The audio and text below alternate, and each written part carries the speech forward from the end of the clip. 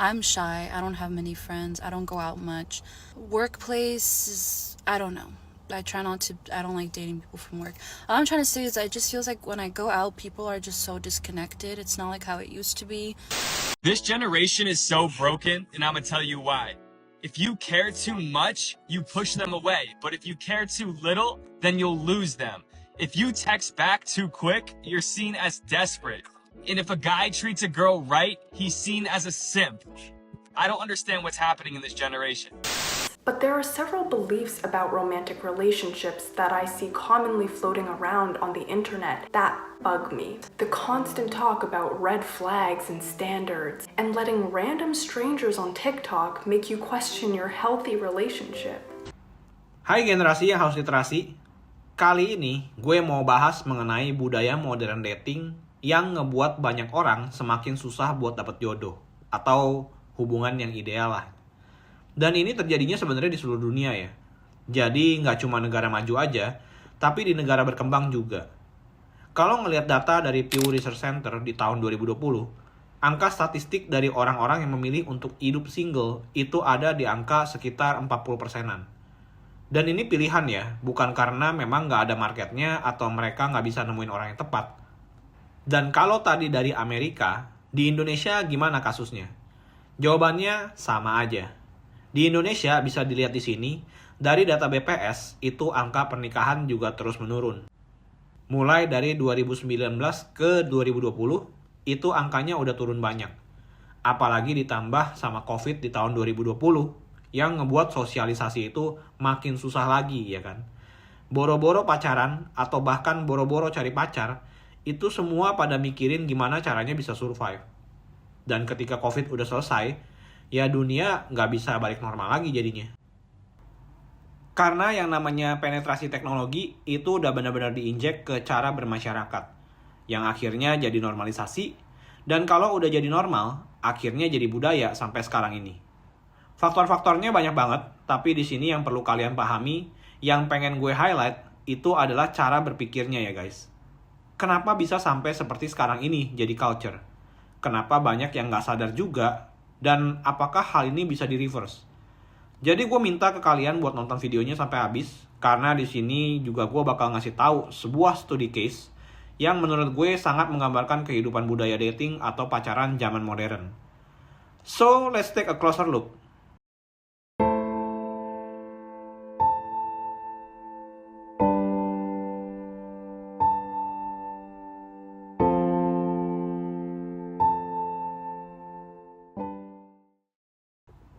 Oke, sebelum gue masuk ke pembahasan tentang perubahan landscape dalam pacaran di dalam dunia modern sekarang, gue bakal bahas dulu sebuah study case sebagai konteks buat dipelajari.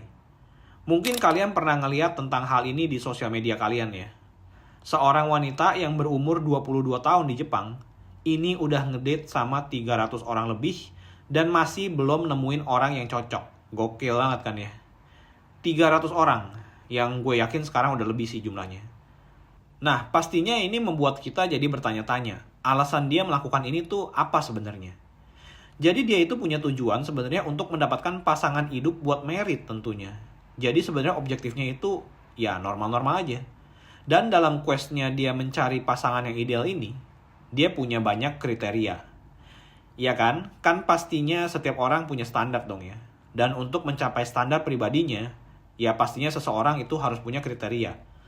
Nah, sekarang kita lihat kriterianya apa aja. Kalau kalian lihat dari gambar ini, kriterianya itu sebenarnya cukup umum ya.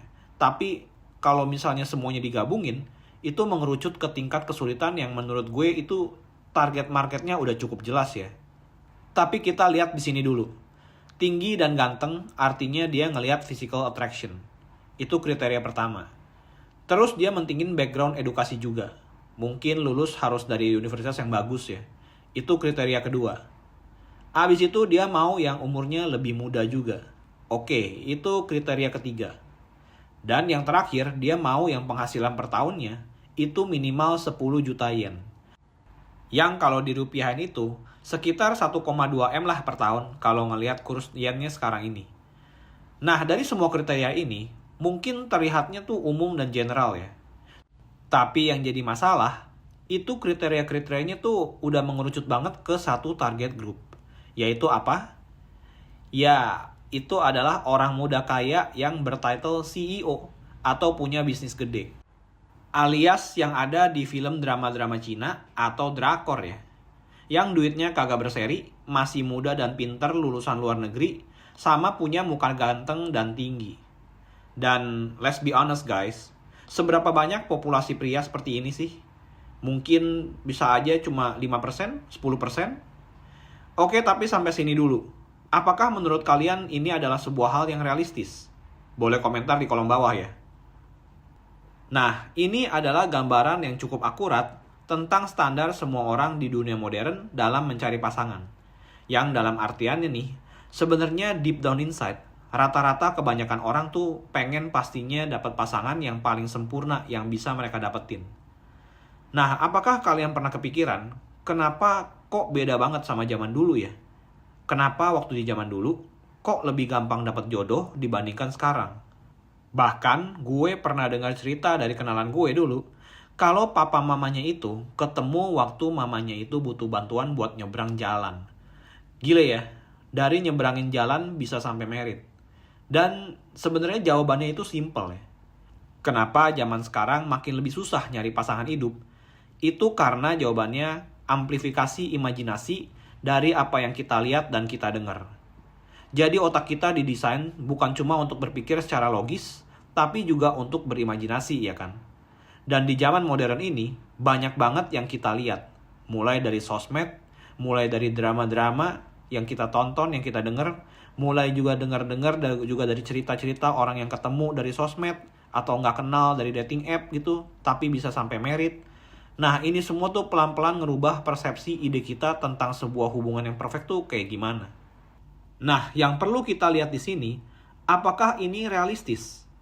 Jawabannya tentu tidak realistis ya guys.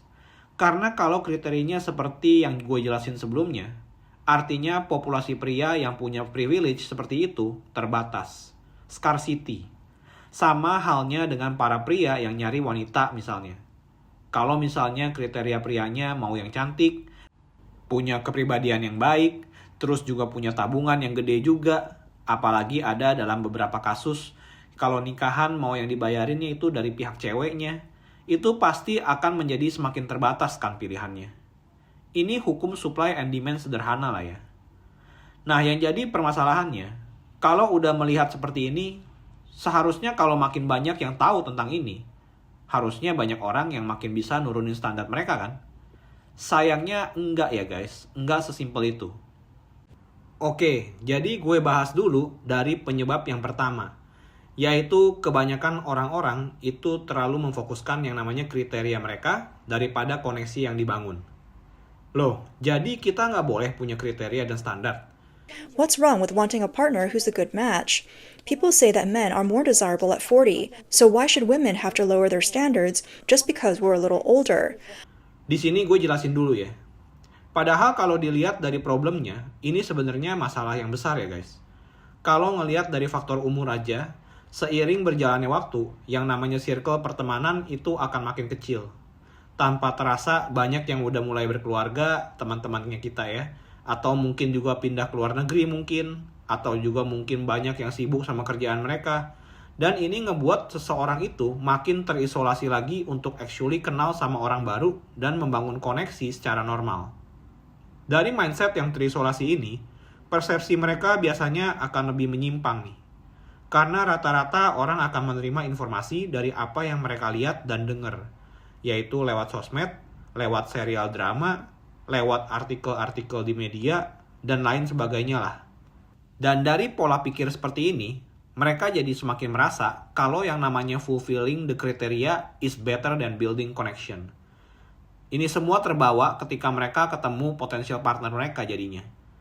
Yang mungkin jadi banyak yang ngerasa ngedate rasa interview gitu ya. Yang jadi makin banyak yang merasa waktu ngedate kenapa jadi dikulitin gitu ya. Karena fokus mereka itu udah fokus ke kriterianya dulu daripada kenal sama pribadi si potensial partner ini. Makanya banyak juga yang bilang kalau zaman sekarang yang namanya PDKT itu udah sama kayak interview kerjaan. Gajinya berapa? Punya rumah atau enggak? Pandangan hidupnya seperti apa? Di rumah berapa bersaudara? Dan kalau waktu ngedate fokusnya adalah ngechecklist semua kriteria yang harus ditanyain daripada kenal sama orangnya dulu, itu yang bakal ngebuat koneksinya jadi nggak natural. Dan setelah ngedate, apa yang akhirnya terjadi? Kebanyakan orang yang emang fokusnya ke kriteria ini bakalan lebih gampang burnout dan ngebuat yang namanya ngedate itu jadi makin males lagi. Jadi nggak fun jadinya. Oke, itu barusan satu hal, yaitu dating zaman modern itu fokus ke kriteria daripada connection. Hal yang kedua sekarang adalah status dan simbol di masyarakat. Jadi modern dating itu lebih mementingkan status sama simbol.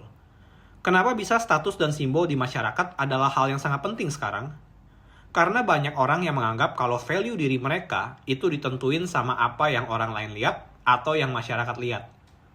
Yang namanya pacaran atau punya meaningful relationship itu cuma jadi optional objektif. Sedangkan misi utamanya adalah memamerkan punya pasangan yang cantik atau ganteng ke publik misalnya. Atau flexing punya pacar yang kaya, yang naiknya juga mobil mewah, makan-makannya juga di restoran mahal, dan lain-lain gitu. Atau mamerin hubungan yang romantis, kata-katanya yang bijak-bijak, untuk mendapatkan likes dan share dari para followersnya. Yang ngasih tahu kalau semuanya tuh, hey guys, hubungan yang benar itu kayak gini loh. Look at me, I'm doing it right, I have the power, I'm the symbol of what you want. Dan apa yang terjadi ke para followers fanatik yang menganggap ini adalah hal yang benar. Mereka semua jadinya mati-matian berusaha untuk ngebuat kriteria yang sama, supaya bisa hidup seperti apa yang ada di imajinasi mereka. Atau seenggaknya sama kayak apa yang mereka followin. Semua status sama simbol itu bisa dijual. Romantisme, kekayaan, physical attraction. Akhirnya, persepsi landscape untuk mencari hubungan yang ideal itu jadi nggak realistis. Banyak orang yang akhirnya lebih fokusin realitanya itu yang harus ngikutin imajinasi mereka. Oke? Yang ketiga, banyak orang yang fokus sama pleasure daripada real connection atau cinta. Mungkin ini kedengarannya corny ya, yaitu cinta ya. Tapi jujur aja cinta itu menurut gue pondasi dari sebuah hubungan. Kalau nggak ada cinta, hubungan mereka pasti akan lebih rapuh. Hubungan mereka tuh jadinya nggak kohesif. Itu sebabnya di Cina, itu ada budaya yang dikenal sebagai dry marriage. Pernikahan yang kering. Karena banyak orang yang berfokus untuk memenuhi kriterianya, itu bukan untuk fokus ke hubungannya, tapi untuk mendapatkan pleasure. Dopamin untuk jadi stimulus kebahagiaan sementara. Dan ini semakin diperkuat lagi, apalagi kalau kasusnya di negara barat ya, dengan adanya keberadaan si kipas biru atau OnlyFans. Yang dicari sama pria-pria itu atau cewek-cewek itu kebanyakan one night stand, FWB, pleasure, dopamin hit, dan ini lama-lama ngebuat persepsi tentang sebuah hubungan itu makin meaningless. Honestly don't know what I want. Just know I don't want to be alone in my apartment anymore. Not willing to commit to anything, but open to see where it goes. Body count itu jadi lebih penting daripada ngejaga prinsip hubungan yang benar. Dan pelan-pelan ini jadi normal. Dan ini semua juga diberitain di sosial media, di media-media, di drama-drama, yang akhirnya itu semua mengikis level kepercayaan atau trust yang seharusnya didapat dari connection yang benar, dan ngebuat masing-masing orang itu jadi makin susah percaya sama orang lain, dan lama-lama akhirnya ngakibatin mereka jadi kekurangan yang namanya empati. Orang akan jadi semakin egois, fokus sama apa pleasure yang bisa didapat dari orang lain, misalnya tidur bareng gitu ya, atau makan gratis karena dibayarin waktu ngedate gitu ya, atau cuma nyari emotional support doang waktu ngedate. Ya jadi masing-masing dari setiap orang tuh pasti punya agenda sendiri daripada fokus untuk ngebangun hubungan tuh yang benar-benar harusnya normal. Jadi hubungan itu jadi sifatnya transaksional. Mereka jadinya lebih fokus untuk mendapatkan pleasure daripada cinta itu sendiri. Oke? Nah, hal-hal yang gue sebutin sebelumnya tadi, itu adalah hal-hal yang disebabkan sama society atau masyarakat itu sendiri. Karena pada dasarnya, setiap manusia itu memang pengen dikenal, pengen dianggap punya value sama orang lain. Dulu yang punya power sama status ini adalah, coba siapa? Para artis-artis doang yang muncul di TV sama di film-film. Nggak semua orang punya privilege itu buat ningkatin value mereka secara masif, Jadinya mereka cuma melihat kehidupan para artis dan ini yang dijadiin gosip. Tapi yang namanya kehidupan artis itu juga mereka kan bener-bener nggak expose semua kehidupan mereka hari per hari juga. Jadi tetap ada bagian yang kita nggak tahu tentang mereka. Jadinya kita cuma ngelihat mereka di TV, itu cuma kehidupan yang bagus-bagusnya aja.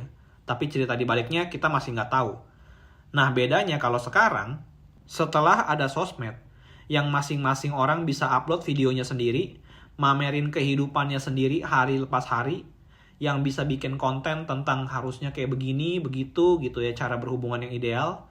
Yang dulunya juga harus lewat seleksi dulu kalau misalnya supaya bisa muncul buat ditonton banyak orang lewat stasiun TV gitu misalnya. Tapi sekarang pakai sosmed itu semua orang bisa punya kesempatan buat jadi influencer atau selebgram. Akhirnya gimana? Makin banyak orang yang upload video mereka, terus makin banyak juga yang nontonin mereka, dan ini semua menjadi bentuk entertainment yang baru ya kan. Doom scrolling. Yang upload video dapat dopamin dari yang nonton, dan yang nonton dapat dopamin dari hiburan yang dikasih.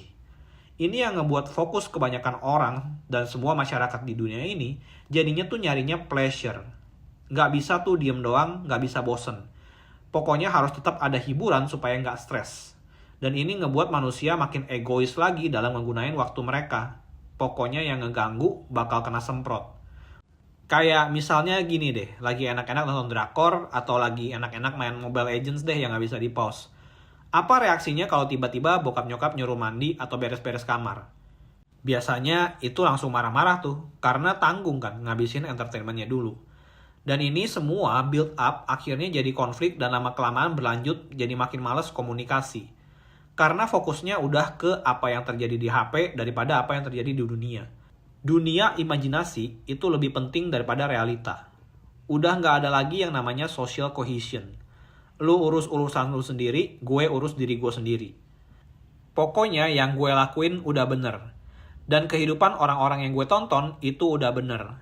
Dan karena udah terpengaruh sama apa yang terus-menerus mereka lihat dan dengar di sosmed, dan ini juga dikonfirmasi sama orang-orang sekitar mereka yang juga sama-sama nonton orang yang sama, jadinya persepsi mereka berubah. Dan kalau misalnya ini bukan satu orang doang ya, tapi sekelompok orang dan makin lama makin gede lagi. Nah, sekarang balik lagi kalau konteksnya tentang hubungan yang ideal ini. Kalau yang ditonton itu adalah konten tentang sebuah hubungan yang ideal itu harusnya bagaimana?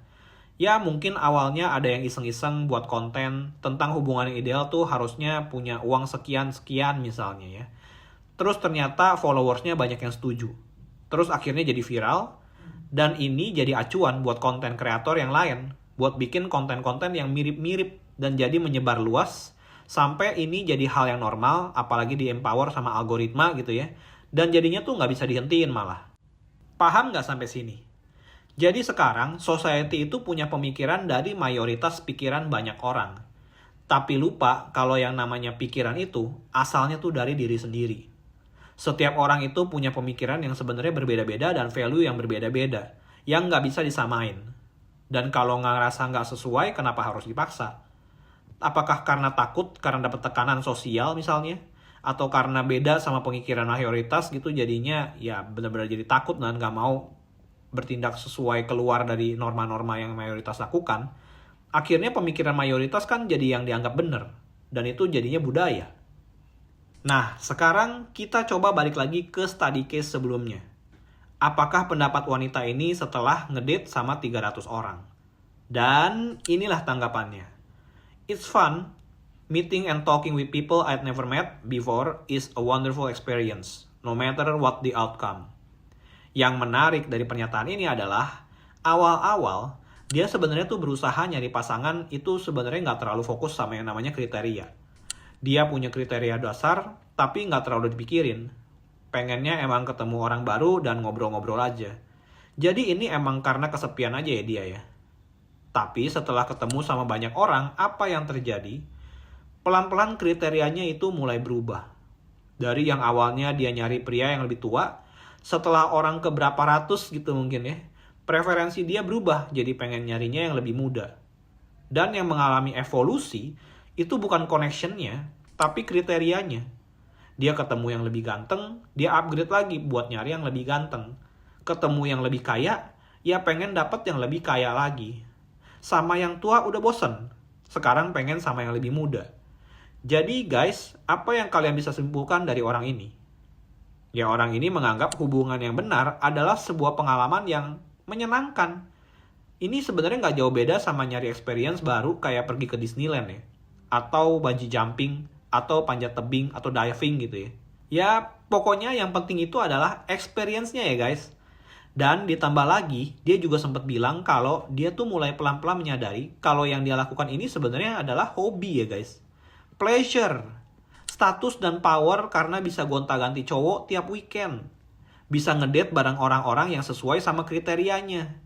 Dan ini semua adalah konsep pacaran zaman sekarang yang udah dinormalisasi secara nggak sadar ya guys. Dan sebenarnya, kalau masalah ini bisa diteliti lebih lanjut lagi, ini sebenarnya bisa ngarah ke rabbit hole yang lebih dalam lagi nih guys. Karena ini bisa lebih berbahaya lagi.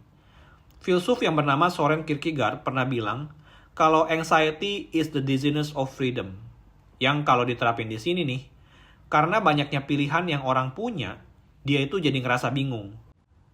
Perasaan ini disebabkan karena kebebasan kita memilih dan pilihan yang tersedia itu banyak banget. Solusinya apa? Ya udah, sama kayak milih restoran di Grab atau GoFood. Kalau nggak bisa sama satu orang, ya mending nggak usah komitmen dan mending cari pengalaman yang menyenangkan dengan cara ngedate sama orang yang beda-beda tiap kali. Jadi pleasure lagi. Dan mindset kayak begini kalau dinormalisasi, yang ada bakal berlanjut ke ada dua nih cabangnya. Antara budaya selingkuh atau budaya poligami. Karena balik lagi, manusia itu carinya pleasure. Serakah nyari pleasure yang maksimal. Asik kan? Dan ini semua udah gue jabarin sebelumnya, dan udah gue buka semua alasannya. Dan kalau ini terus terjadi, ini bakal sama dengan gambaran kayak apa yang terjadi di Cina, yang sebelumnya udah pernah juga gue bahas di video ini. Jadi, apakah mencari hubungan yang ideal itu di zaman modern adalah sebuah mujizat? Jawabannya, iya. Karena untuk mengubah mindset dari sebuah masyarakat itu nggak cepat. Bahkan sangat sulit ya. Karena pemikiran orang-orang sampai saat ini itu udah terlalu banyak di brainwash untuk percaya sama hal-hal yang gue sebutin sebelumnya. Kalau dibandingin sama generasi boomer misalnya. Value sama moralnya aja udah beda. Misalnya aja nih, Dulu adalah sebuah hal yang tabu kalau ada cowok cewek tinggal bareng. Atau konsep cohabitation sekarang ya namanya. Yang tapi kalau sekarang itu dianggapnya tuh udah lebih normal. Udah banyak kok kasus-kasus cohabitation sekarang. Dan itu udah dianggap normal. Living together, kayak di barat aja. Walau di Indonesia ini sebenarnya masih cukup ditentang ya. Dan siapa yang ngelakuin ini? Biasanya tuh pasangan-pasangan muda yang terlalu udah banyak ke-expose sama sosmed atau media yang terus-menerus normalisasi hal ini. Solusinya ya tentu dari diri sendiri masing-masing orang ya. Mau mencoba fokus untuk membangun hubungan yang benar atau enggak. Kriteria sama standar pasti ada secara dasar. Tapi bukan berarti itu semua harus benar-benar ke checklist semua. Manusia itu nggak ada yang sempurna ya. Dan bahkan setelah checklistnya itu juga kecentang semua, bisa aja kan ternyata orang itu malah pakai topeng dan setelah menikah, malah baru ketahuan jelek-jeleknya. Kriteria itu lebih ke arah panduan dasar buat nyari pasangan yang ideal, tapi yang utama adalah seberapa sesuai visi sama value yang kalian punya untuk terus jalan ke depan. Seberapa kuat hubungan kerja sama kalian dalam sebuah hubungan. Seberapa sering kalian komunikasi dan bener-bener cerita bareng, komitmen bareng untuk tetap setia. Di sini bukan berarti nggak bisa have fun ya guys. Tapi yang penting itu seberapa nyaman, seberapa aman, dan seberapa percaya kalian akan satu sama lain. Karena yang perlu diingat, pacaran itu kan tujuan akhirnya untuk pernikahan ya. Jadi kalau emang orangnya itu memang fokusnya untuk memenuhi kriterianya aja, buat memenuhi status simbol dan status power dalam dirinya aja, atau mencari kesenangan dopamin sementara aja, pleasure terus, itu akan sulit untuk ketemu yang benar-benar cocok. Karena mereka tuh lupa kalau membangun hubungan itu ya harus kenal dulu sama sifat masing-masing. So, bagaimana menurut kalian sendiri tentang hal ini? Kenapa menurut kalian di zaman sekarang itu makin susah buat dapetin pasangan yang sesuai atau ideal? Silakan diskusi di kolom komentar ya. Atau kalau mau ada yang sharing-sharing ceritanya juga boleh ya di bawah. Semoga video ini memberikan value ya. Dan ini sebenarnya formatnya sedikit beda daripada yang biasa nih. Tapi semoga kalian suka ya. Jangan lupa like, share, dan subscribe. Dan thanks banget buat kalian yang udah nonton videonya sampai habis. Be critical and stay critical.